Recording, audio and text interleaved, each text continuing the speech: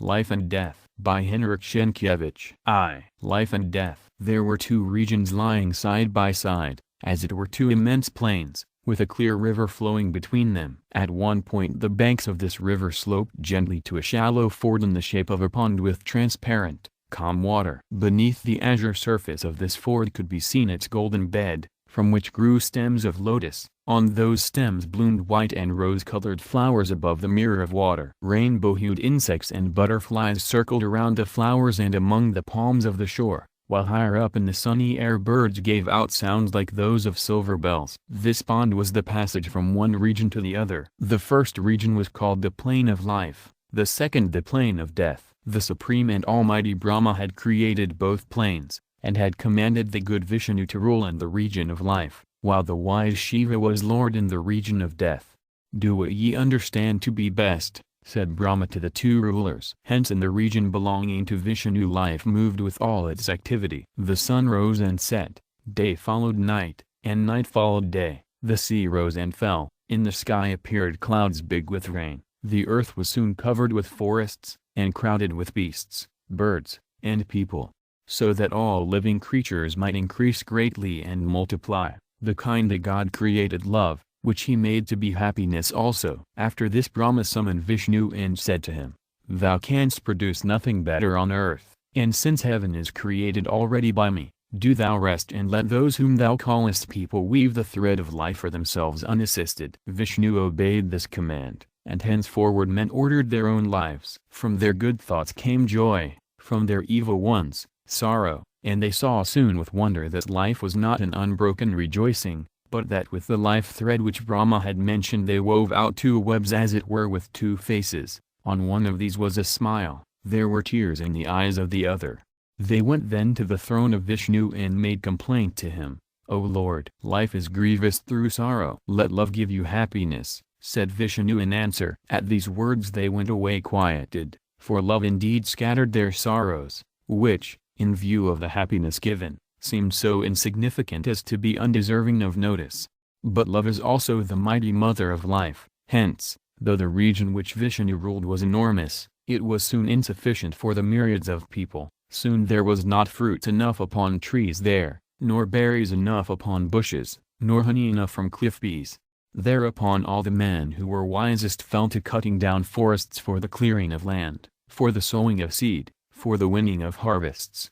Thus labor appeared among people. Soon all had to turn to it, and labor became not merely the basis of life, but life itself very nearly. But from labor came toil, and toil produced weariness. Great throngs of people appeared before Vishnu a second time. "O Lord," exclaimed they, stretching their hands to him, "toil has weakened our bodies, weariness spreads through our bones, we are yearning for rest, but life drives us always to labor." To this Vishnu answered, "The great and almighty Brahma has not allowed me to shape life any further, but I am free to make that which will cause it to halt, and rest will come then to you." And Vishnu made sleep. Men received this new gift with rejoicing, and very soon saw in it one of the greatest boons given by the deity thus far. In sleep vanished care and vexation.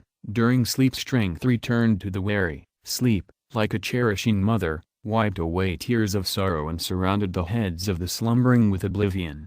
So people glorified sleep, and repeated, "Be blessed, for thou art far better than life in our waking hours." And they had one regret only, that it did not continue forever. After sleep came awakening, and after awakening came labor with fresh toil and weariness. This thought began soon to torture all men so sorely, that for the third time they stood before Vishnu. "O Lord," said they, "thou hast given us a boon which, though great and unspeakably precious, is incomplete as it now appears. Wilt thou grant us that sleep be eternal?" Vishnu wrinkled his brows then in anger at this their insistence, and answered, "I cannot give what ye ask of me, but go to the neighboring ford, and beyond ye will find that for which ye are seeking." The people heard the god's voice and went on in legions immediately. They went to the ford, and, halting there, gazed at the shore lying opposite. Beyond the clear, calm, and flower-bedecked surface stretched the plain of death, or the kingdom of Shiva. The sun never rose and never set in that region.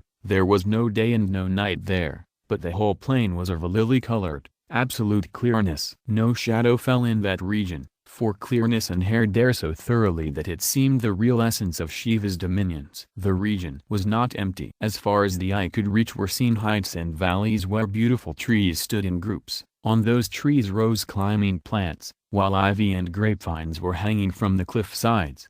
But the cliffs and the tree trunks and the slender plant stems were almost transparent, as if formed out of light-grown material. The leaves of the ivy had in them a delicate roseate light as of dawn. And all was in marvelous rest, such as none on the plane of life had experienced. All was as if sunk in serene meditation, as if dreaming and resting in continuous slumber, unthreatened by waking.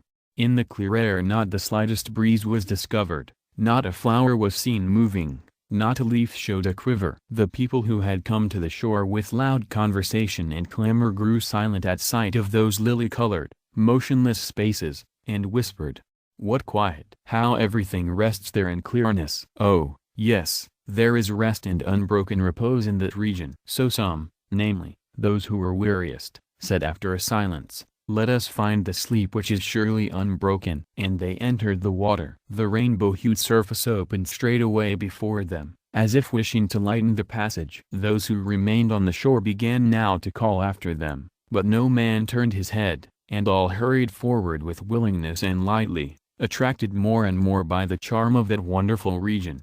The throng which gazed from the shore of life at them noted this also, that as they moved forward their bodies grew gradually less heavy, becoming transparent and purer, more radiant, and as it were blending with that absolute clearness which filled the whole plain of death, Shiva's kingdom. And when they had passed and disposed themselves amid flowers and at trees or the bases of cliffs, to repose there, their eyes were closed, but their faces had on them not only an expression of ineffable peace, but also of happiness such as love itself on the plane of life had never given. Seeing this, those who had halted behind said one to another, "The region belonging to Shiva is sweeter and better." And they began to pass to that shore in increasing numbers. There went in solemn procession old men, and men in ripe years, and husbands and wives, and mothers who led little children, and maidens, and youths, and then thousands and millions of people pushed on toward that calm passage, till at last the plain of life was depopulated almost entirely. Then Vishnu, whose task it was to keep life from extinction, was frightened because of the advice which he had given in his anger, and not knowing what to do else hastened quickly to Brahma. "Save life, O Creator," said he. "Behold, thou hast made the inheritance of death now so beautiful, so serene, and so blissful that all men are leaving my kingdom." "Have none remained with thee there?" inquired Brahma. "Only one youth and one maiden, who are in love beyond measure. They renounce endless bliss rather than close their eyes and gaze on each other no longer." "What dost thou wish, then?" "Make the region of death less delightful, less happy. If not, even those two when their springtime of love shall be ended will leave me and follow the others." Brahma thought for a moment and answered, "No, oh no. I will not decrease beauty and happiness in the region of death, but I will do something for life in its own realm. Henceforward people will not pass to the other shore willingly. They must be forced to it." When he had said this he made a thick veil out of darkness which no one could see through, and next he created two terrible beings, one of these he named Fear and the other one Pain. He commanded them then to hang that black veil at the passage. Thereafter Vishnu's kingdom was as crowded with life as it had been, for though the region of death was as calm, as serene, and as blissful as ever, people dreaded the passage. Illustration: small chapel on the Sienkiewicz estate. "Is he the dearest one?" 2. "Is he the dearest one?" In the distance a dark strip of pine wood was visible. In front of the wood was a meadow, and amid fields of grain stood a cottage covered with a straw roof and with moss. Birch trees hung their trusses above it. On a fir tree stood a stork on its nest, and in a cherry garden were dark beehives. Through an open gate a wanderer walked into the yard and said to the mistress of the cottage, who was standing on its threshold, "Peace to this quiet house, to those trees, to the grain, to the whole place, and to thee, mother." The woman greeted him kindly, and added, "I will bring bread and milk to thee, wayfarer, but sit down the while and rest, for it is clear that thou art coming back from a long journey." "I have wandered like that stork, and like a swallow, I come from afar, I bring news from thy children." Her whole soul rushed to the eyes of that mother, and she asked the wayfarer straightway, Dost thou know of my Yasko? Dost thou love that son most that thou askest first about him? Well, one son of thine is in forests, he works with his axe, he spreads his net in lakes, another herds horses in the steppe, he sings plaintive songs and looks at the stars, the third son climbs mountains,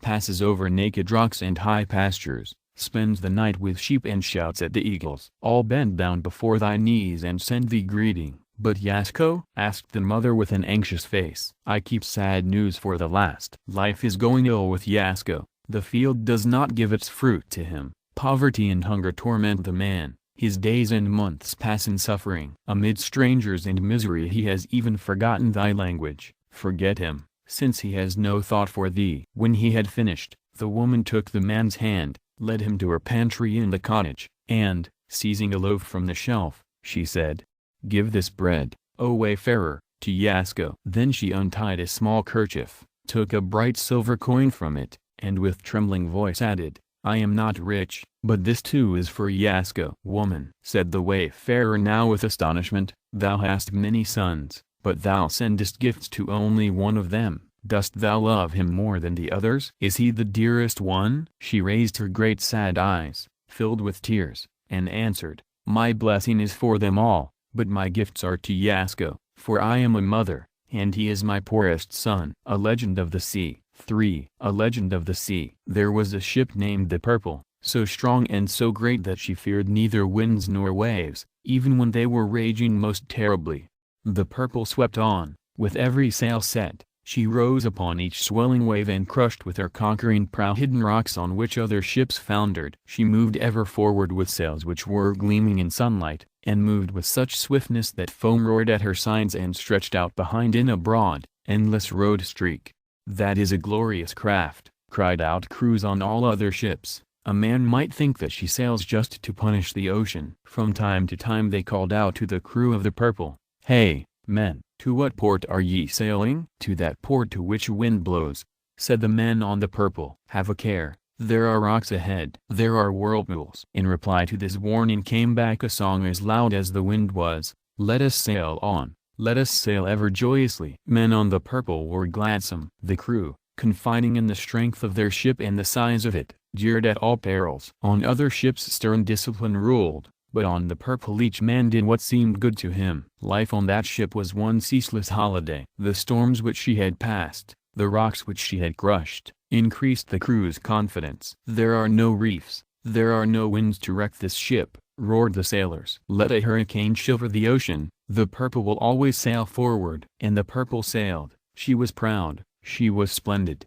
Whole years past she was to all seeming invincible. She helped other ships and took in on her deck drowning passengers. Blind faith increased every day in the breasts of the crew on the Purple. They grew slothful in good fortune and forgot their own art. They forgot how to navigate. "Our Purple will sail herself," said they. "Why toil, why watch the ship, why pull at rudder, masts, sails, and ropes? Why live by hard work and the sweat of our brows, when our ship is divine, indestructible? Let us sail on. Let us sail joyously." And they sailed for a very long period. At last, after years, the crew became utterly effeminate, they forgot every duty, and no man of them knew that that ship was decaying. Bitter water had weakened the spars, the strong rigging had loosened, waves without number had shattered the gunwales, dry rot was at work in the mainmast, the sails had grown weak through exposure. The voice of sound sense was heard now despite every madness. "Be careful," cried some of the sailors. "Never mind, we will sail with the current," cried out the majority. But once such a storm came that to that hour its like had not been on the water. The wind whirled ocean and clouds into one hellish chaos. Pillars of water rose up and flew then with roars at the Purple. They were raging and bellowing dreadfully. They fell on the ship, they drove her down to the bottom, they hurled her up to the clouds, then cast her down again. The weak rigging snapped, and now a quick cry of despair was heard on the deck of that vessel. "The Purple is sinking." The Purple was really sinking, while the crew, unaccustomed to work and to navigate, knew not how to save her. But when the first moment of terror had passed, rage boiled up in their hearts, for those mariners still loved that ship of theirs. All sprang up speedily, some rushed to fire cannonballs at the winds and foamy water, Others seized what each man could find near him and flogged the sea which was drowning the purple. Great was that fight of despair against the elements. But the waves had more strength than the mariners. The guns filled with water and then they were silent. Gigantic whirls seized struggling sailors and swept them out into watery chaos. The crew decreased every minute, but they struggled on yet. Covered with water, half blinded, concealed by a mountain of foam, they fought till they dropped in the battle. Strength left them, but after brief rest they sprang again to the struggle. At last their hands fell. They felt that death was approaching. Dull despair seized them. Those sailors looked at one another as if demented. Now those same voices which had warned previously of danger were raised again, and more powerfully, so powerfully this time that the roar of the waves could not drown them. Those voices said, "O blind men, how can ye cannonade wind, or flog waves? Mend your vessel. Go to the hold. Work there. The ship purple is afloat yet." At these words those mariners, half dead already, recovered, all rushed to the hold and began then to work in it. And they worked from morning till night in the sweat of their brows and with effort, seeking thus to retrieve their past sloth and their blindness. The cranes. 4. The cranes. Homesickness, nostalgia, tortures mainly people who for various reasons are utterly unable to return to their own country. But even those for whom return is merely a question of willpower feel its attacks sometimes. The cause may be anything, a sunrise or a sunset which calls to mind a dawn or an evening at home, some note of a foreign song in which the rhythm of one's own country is heard, some group of trees which call to mind remotely the native village. Anything suffices. At such moments an immense, irresistible sadness seizes hold on the heart, and immediately a feeling comes to a man that he is, as it were, a leaf torn away from a distant but beloved tree. And in such moments the man is forced to return, or, if he has imagination, he is driven to create. Once a good many years back I was sojourning on the shore of the Pacific Ocean in a place called Anaheim Landing. My society was made up of some sailor fishermen, Norwegians for the greater part, and a German, who gave food to those fishermen and lodged them. Their days were passed on the water. Every evening they amused themselves with poker, a game at cards which years ago was common in all the dram shops of America, long before fashionable ladies in Europe began to play it. I was quite alone, and my time passed in wandering with a gun over the open plain or along the shore of the Pacific. I visited the sandbanks which a small river made as with a broad mouth it entered the ocean. I waded in the shallow waters of this river, noted its unknown fishes, its shells, and looked at the great sea lions which sunned themselves on a number of rocks at the river mouth. Opposite was a small sandy island swarming with mews, pelicans, and albatrosses, a real and populous bird commonwealth, filled with cries and uproar. At times, when the day was calm, and when amid silence the surface of the water took on a tinge almost violet, changing into gold, I sat in a boat and rowed toward the little island, on which pelicans, unused to the sight of man, looked at me less with fear than astonishment, as if wishing to ask, "What sort of seal is this that we have not seen till today?" Frequently I looked from that bank at sunsets which were simply marvelous. They changed the whole horizon into one sea, gleaming with gold, fire, and opal, which, passing into a brilliant purple, faded gradually until the moon shone on the amethyst background of the heavens, and the wonderful semi-tropical night had embraced the earth and the sky. The empty land, the endlessness of the ocean, and the excess of light disposed me somewhat toward mysticism. I became pantheistic, and had the feeling that everything surrounding me formed a certain single great soul which appears as the ocean, the sky, the plain, or diminishes into such small living existences as birds, fish, shells, or broom on the ocean shore. At times I thought also that those sand hills and empty banks might be inhabited by invisible beings like the ancient Greek fauns, nymphs, or naiads. A man does not believe in such things when he turns to his own reason, but involuntarily he admits that they are possible when he lives only with nature and in perfect seclusion. Life changes then, as it were, into a drowsiness in which visions are more powerful than thought. As for me, I was conscious only of that boundless calm which surrounded me, and I felt that it was pleasant to be in it. At times I thought of future letters about my journey. At times, too, I, as a young man, thought also of her, the unknown whom I should meet and love some time. In that relaxation of thought, and on that empty, clear ocean shore, amid those uncompleted ideas, undescribed desires. In that half-dream, in semi-consciousness, I was happier than ever in life before. But on a certain evening I sat long on the little island and returned to the shore after nightfall. The flowing tide brought me and I scarcely had need to lift an oar then. In other regions the flow of the tide is tempestuous, but in the land of eternal good weather waves touch the sand shore with gentleness. The ocean does not strike land with an outburst. Such silence surrounded me that a quarter of a mile from the shoreline I could have heard the conversation of men. But that shore was unoccupied. I heard only the squeak of the oars on my boat and the low plash of water moved by them. Just then, from above, certain piercing cries reached me. I raised my head, but on the dark background of the sky I could discern nothing. When the cries were heard a second time, directly above, I recognized in them the voices of cranes. Evidently a whole flock of cranes was flying somewhere above my head toward the island of Santa Catalina. But I remembered that I had heard cries like those more than once, when as a boy I journeyed from school for vacation and straightway a mighty homesickness seized hold of me. I returned to the little room which I had hired in the cabin of the German, but could not sleep. Pictures of my country passed then before my mind, now a pine forest, now broad fields with pear trees on the boundaries, now pleasant cottages,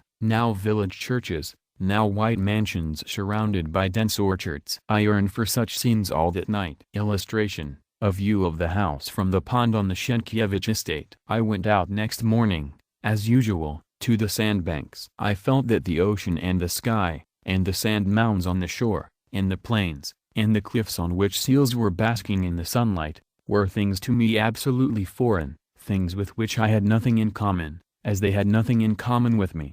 Only yesterday I had wandered about in that neighborhood and had judged that my pulse was beating in answer to the pulse of that immense universe. Today I put to myself this question: what have I to do here? Why do I not go back to my birthplace? The feeling of harmony and sweetness in life had vanished, leaving nothing behind it. Time, which before had seemed so quiet and soothing, which was measured by the ebb and flow of the ocean, now seemed unendurably tedious. I began to think of my own land, of that which had remained in it, and that which had changed with time's passage. America and my journey ceased altogether to interest me, and immediately there swarmed in my head a throng of visions ever denser and denser, composed wholly of memories. I could not tear myself free from them, though they brought no delight to me. On the contrary, there was in those memories much sadness, and even suffering, which rose from comparing our sleepy and helpless country life with the bustling activity of America. But the more our life seemed to me helpless and sleepy, the more it mastered my soul,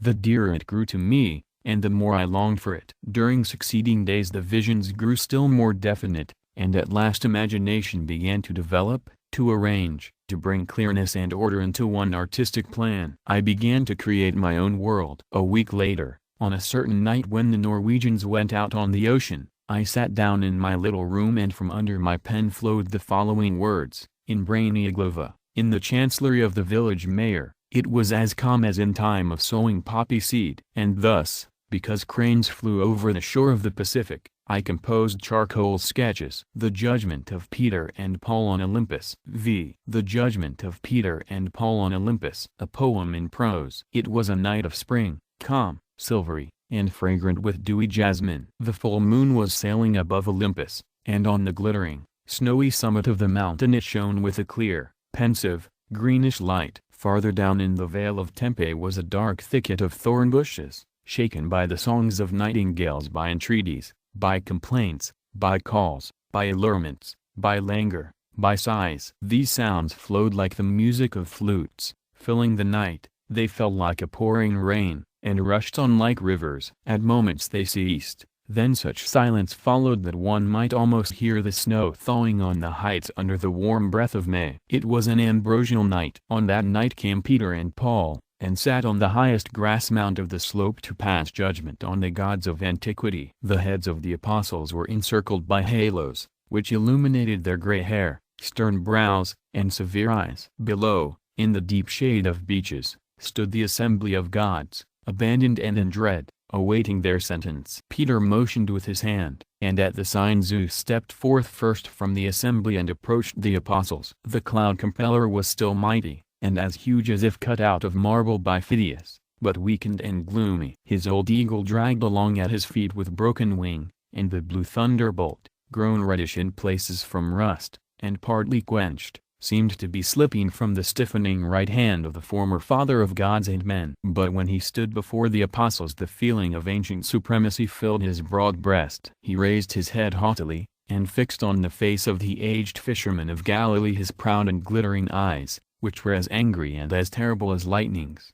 Olympus, accustomed to tremble before its ruler, shook to its foundations. The beaches quivered with fear, the song of the nightingales ceased, and the moon sailing above the snows grew as white as the linen web of Arachne. The eagle screamed through his crooked beak for the last time, and the lightning, as if animated by its ancient force, flashed and began to roar terribly at the feet of its master. It reared, hissed, snapped, and raised its three-cornered, flaming forehead, like a serpent ready to stab with poisonous fang. But Peter pressed the fiery bolts with his foot and crushed them to the earth. Turning then to the cloud compeller, he pronounced this sentence: "Thou art cursed and condemned through all eternity." At once Zeus was extinguished. Growing pale in the twinkle of an eye, he whispered, with blackening lips, Greek, Anig, necessity, and vanished through the earth.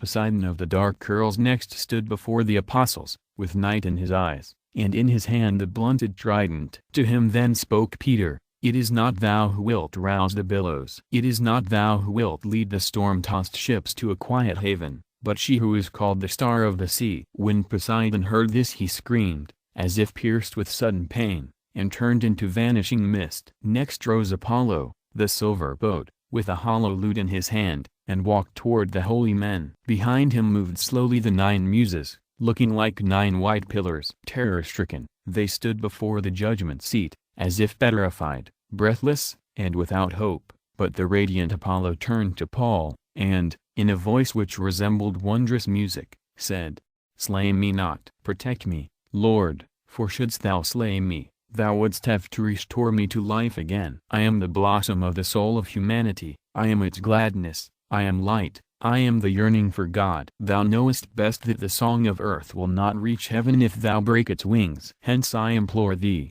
O saint, not to smite down song." A moment of silence came. Peter raised his eyes toward the stars. Paul placed his hands on his sword hilt, rested his forehead on them, and for a time fell into deep thought. At last he rose, made the sign of the cross calmly above the radiant head of the god, and said, "Let song live." Apollo sat down with his lute at the feet of the apostle. The night became clearer, the jasmine gave out a stronger perfume, the glad fountains sounded, the muses gathered together like a flock of white swans, and, with voices still quivering from fear, began to sing in low tones marvelous words never heard on the heights of Olympus till that hour.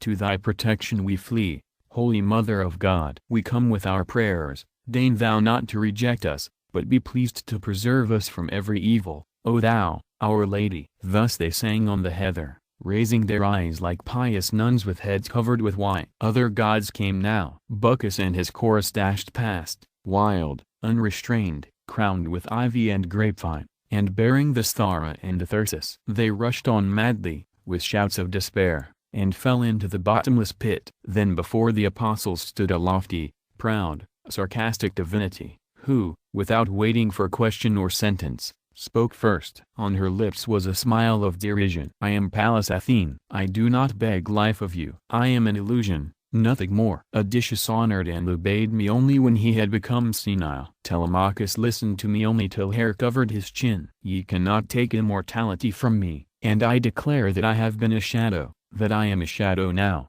and shall remain a shadow forever. At last her turn came to the most beautiful, the most honored goddess. As she approached, sweet, marvelous, tearful, the heart under her snow-white breast beat like the heart in a bird, and her lips quivered like those of a child that fears cruel punishment. She fell at their feet, and, stretching forth her divine arms, cried in fear and humility, "I am sinful, I deserve blame, but I am joy. Have mercy, forgive, I am the one happiness of mankind." Then sobbing and fear took away her voice. But Peter looked at the goddess with compassion, and placed his aged palm on her golden hair, while Paul, bending toward a cluster of white field lilies, broke off one blossom, and touching her with it, said, "Joy, be henceforth like this flower, and live thou for mankind. Then came dawn, the divine dawn that looked out from beyond a depression between two peaks. The nightingales stopped singing, and immediately finches,